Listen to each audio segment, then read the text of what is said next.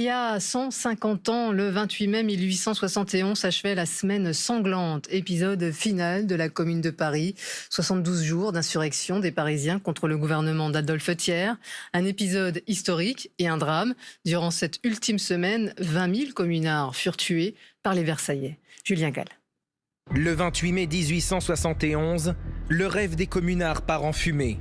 Ceux qui désiraient une révolution sociale vont être exécutés en masse durant ce que l'histoire retiendra comme la semaine sanglante. L'heure du grand combat des peuples contre leurs oppresseurs est arrivée. Tout commence 7 jours auparavant, le 21 mai 1871.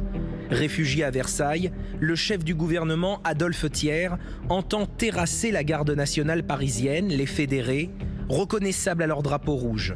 Les troupes militaires de Thiers, les Versaillais, entrent alors dans Paris. Le chef du gouvernement communique. Nous sommes maîtres de Paris. Face à eux, barricade après barricade, les combattants de la Commune mènent une lutte désespérée. De nombreux monuments de la capitale sont la proie des flammes, comme l'hôtel de ville. Les Versaillais ne feront pas de quartier, ils fusillent tous ceux qui ont une arme à la main.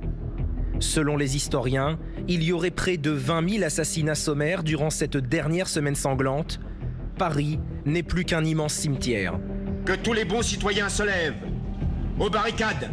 Dans un des cimetières de la capitale, celui du Père-Lachaise, se dresse toujours aujourd'hui le mur des fédérés, où 147 insurgés ont été fusillés par l'armée versaillaise, puis jetés dans une fosse commune. Un siècle et demi plus tard, cette semaine sanglante reste un des épisodes les plus dramatiques de l'histoire de Paris.